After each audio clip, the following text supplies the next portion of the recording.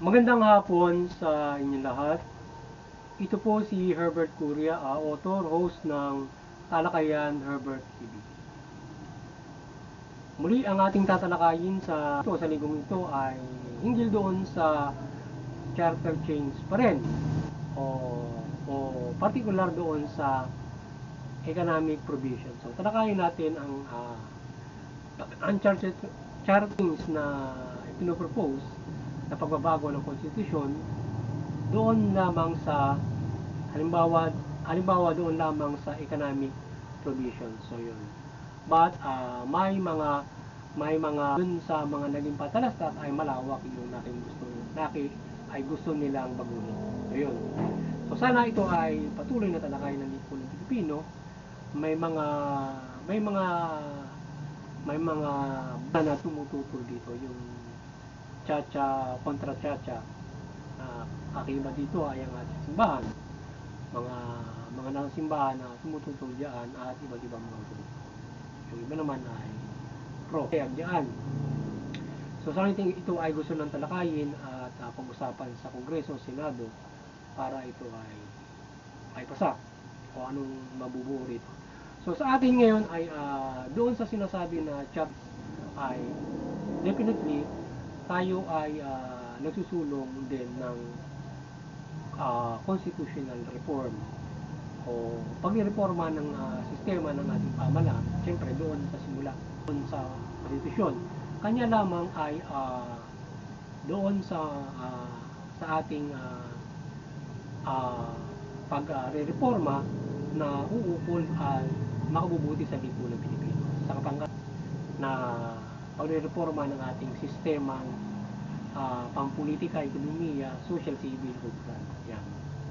So ngayon ay itong pagbubukas ngayon na kanilang binabanggit, lalo na yung pinatalastas, mukhang hindi natin sinasangayunan ang pag-reforma o pag-chapter change. So natin yung ating gustong pagbubukas ay mukhang hindi natin gusto naman na suportahan ito. So kung ang pagbubukas na gagawin ay pag-ibayo ng ating nais din na karapatan ng tao, kapata sa politika, ekonomiya, ay maaari tayo sumuporta. Pero doon sa base sa kanilang sinasabi ay mukhang tayo ay hindi sangayon. Pero ngayon doon sa parte, halimbawa, economic provision lang yung babaguhin.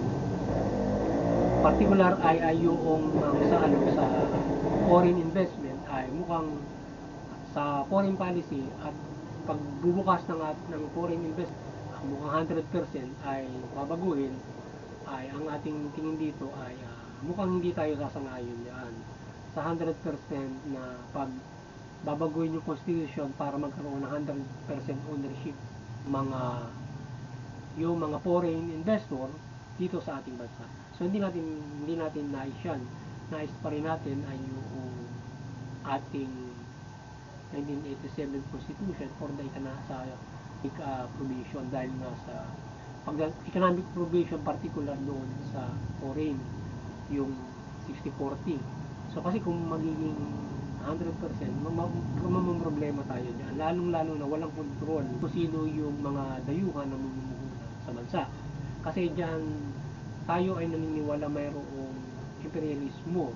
So pag-usapan ng lahat yan na dapat ay hindi po pwede na yung mamumuhunan ay maaaring isang bansa. Marami. Halimbawa, lalo na walang habas yung pamumuhunan. Halimbawa, Estados Unidos, sila mamumuhunan na malalaki rito sa iba't ibang parte, pati edukasyon, pati halos makontrol nila ang ating ekonomiya. That is imperialism na sinasabi kapag ganun ang mangyayari. So dapat kontrolado kung sakasakali kapag usapan yan yung mamumuhunan. Dapat halimbawa bibigyan nila ng control for every country, iimbestigahan yung mamumuhunan, mga ilang porsyento lang dapat doon. Hindi puli sila ang mamumuhunan at pagbibigyan yung iba't ibang bansa para mamumuhunan sa ating bansa sa ganoong mga bagay. At lalong-lalo na yan ay doon sa iba't ibang mga batas na ipinasa na mayroon niyang 100 ownership na, mayroon mga iba't ibang mga kanilang pag-arian para sila ay makapag mamuhunan. Maraming mga negosyo na po pwedeng 100% na na according doon sa ilang mga batas na ipinasa. Ilan yata yun doon sa sinabing ano ba yun, yung batas na yun na maaaring Public Service Act yata yun na maaaring mamuna na ng 100%. So mayroon pang iba pang binabago nga yata dyan sa Constitution para yung 60-40 na sinasabi. Para maging Constitution na yata yung iba dyan. So ngayon ay hindi tayo sangayon na ganun, 100%. Dapat 60-40 pa rin at mayroong mga dapat pag-imbesan na hindi po pwedeng dapat ganun ka-legalize yung gagawin para pwede na sila dito sa bansa natin. Hindi naman maaari yun. So dapat kontrolado pa rin. At halimbawa sa ating 100% business ownership dapat yung ano yung ma-own ng mga foreign country siguro mga 30% to 20% lang, 80% to 70% atin, at yun ay 60-40 pa angat yan na 60-40 pa yung investment na dapat na po pwedeng ownership ng isang kumpanya na foreign, at kontrolado sila na dapat lahat ng foreign investment percent lang, at gawin na yung bawat mga bansa ay tiga ganun lang ang dapat na porsyento na pwedeng i-invest nila. Hindi pwedeng malaki. Hindi pwedeng malaki yung kukontrol ng isang bansa sa ating bansa to own such kind of business and to control us. Karoon ng sinasabi yung imperialism na maaaring tayo makontrol nila through that kind na mayroong isang malaking kukontrol ng negosyo sa ating bansa at etc. etc. So, we know that we mga ganun maaaring or else, tanggalin natin sinasabing imperialismo, eh hindi naman siguro maganda na tayo ay kontrolado ang ekonomiya ng isang bansa, halimbawa Estados Unidos, UK o Japan, tayo kontrolado nila ang ating ekonomiya, sila yung may malaking investment sa ating bansa. Di ba? Hindi naman maayos yun. Kasi malaki yung ating problema dyan kapag malaki yung investment nila sa atin dito. Kasi matatali na tayo sa mga bansa na yan. Ay na kailangan kontrolado o may porsyento dapat. So dapat yun ang pag-usapan ng lipo ng Pilipino o ng ating Senado kung sakasakaling yan ay pag-uusapan yan. But definitely, kung yun lamang ay dapat ay halimbawa, yun dapat sa ating foreign economic policy, foreign investment, from that, lalo na yung kakibat yung mga Public Service Act na yan. So pag-usapang mabuti yan kung yan ay matutuloy para yung maaaring ipasa.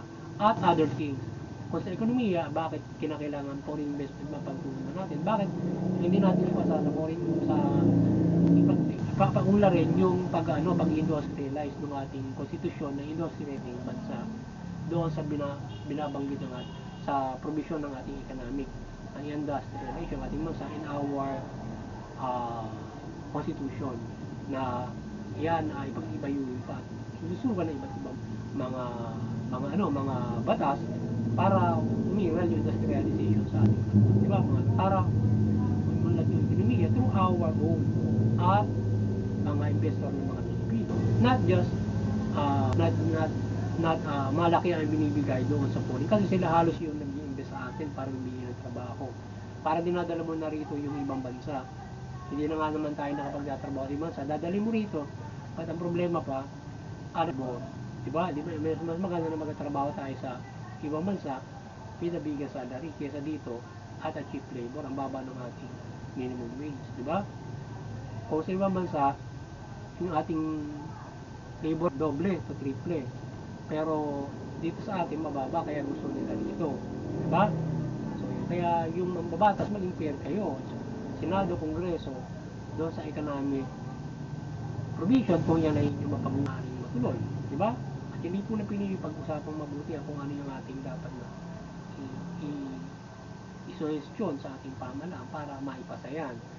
Kagaya natin yun ang ating suggestion dyan, kung sakasakali na yung matutuloy yun na pag-usap, hindi malaking porsyento sa isang bansa yung investment, kasi baka magkaroon ng ng ganun, yung kagaya ng tayo ay may malaking control yung isang bansa because of their investment. Dapat ilang porsyento lang yun. At sa kabuuan ay sana mga 30 to 20 o 25% lang maaari ang maibigay natin sa foreign investment. 75% own lahat ng Pilipino yan at tayo nagpapatakbo ng ekonomiya ng ating bansa. Not the foreign investor na ano ba, bibigyan natin ng 25% sila or 20%. Generally, sa pangkalahatan. Yung 75 tayo ang kokontrol. Pero mukhang malaki yung control ng ibang bansa.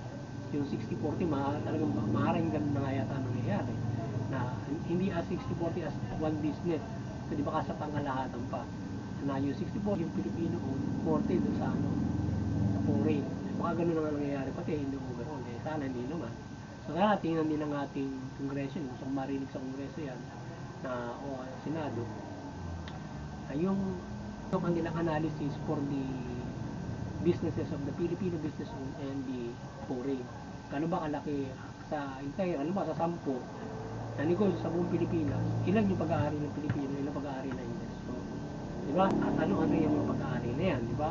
Paano na dapat na Pilipino yung papatakbo niyan, diba? Kaya diba? Oriente, water, yan, mga iba't iba, transport, mga ganun sinasabi. Sino ba dapat papatakbo niyan? Pilipino, foreign, diba? Lalo komunikasyon, medyo mabigat siya. Dapat Pilipino papatakbo niyan. So yun, at muli, sana ay tayo ay nakapag bukas ng kaunting sa pagtalakay ng charter change. Kung sakasakali na ito ay tatalakayin o pag-uusapan sa Kongreso Senado, yun yung ating session diyan, yung ating kritisismo at ating konsulta. So sana yung Lipunan Pinoy pag-usapan mabuti kung ano maaari nilang session sa charter change. Pero yun yung ating view diyan. Kasi hindi maganda kung kasi medyo may sa tingin natin yung mga provision ng charter kapag kayo sa foreign investment maaaring may mga malalaking investor o bansa na they will try to control our economy through that opening, diba? Mag-invest sila na malaki kontrolado nila yung ekonomiya natin. It should be not. Dapat tayo at yung sa pangkalahatan nga dapat malaman na libo ng Pilipino gano'n ba kalaki yung foreign investment sa atin. May nasa ilang porsyento at pinag-aarian na lipo ng Pilipino, malaki o maliit na negosyo. Pero gano'n. Diba? So yun, muli, magandang hapon sa inyo lahat at sana ay wala nang tinatago na mga iba pang gustong insert sa provision na pagbubukas ng charter change. Naming provision, baka mahiwag ang pag-usapan, palitan, baguhin, diba? Na makapag-problema sa lipo ng Pilipino. So sana sa yung ulitin ko sa economic provision dapat tayo na rin gusto yung yung industrialization para sa lipunan ng Pilipino at yung dapat pag-aari ng bibigay sa foreign investor dapat overall 5% lang sila lahat at hindi sa isang bansa lang yun. It should be in different countries. Marami sa buong mundo differently divided lahat ng pag-invest. Halimbawa sa Estados Unidos, bigyan tayo ng 1% doon sa 1% sa na maaari mag-invest nila ito. But not definitely to invest a big. Kasi kapag iisa yan, doon makikita mo yung imperialismo na sinasabi. Kasi kontrolado nila. Lalo na yung investan nila, yung mga ekonomiya mo, edukasyon mo, yan. Ano military mo, sila bibigyan ng servisyo mga armaments natin. Kasi parang na tayo Estados Unidos sa ganun mga bagay, di ba? Or parang na tayo ibang bansa. So, kung-usapan mo buti yan.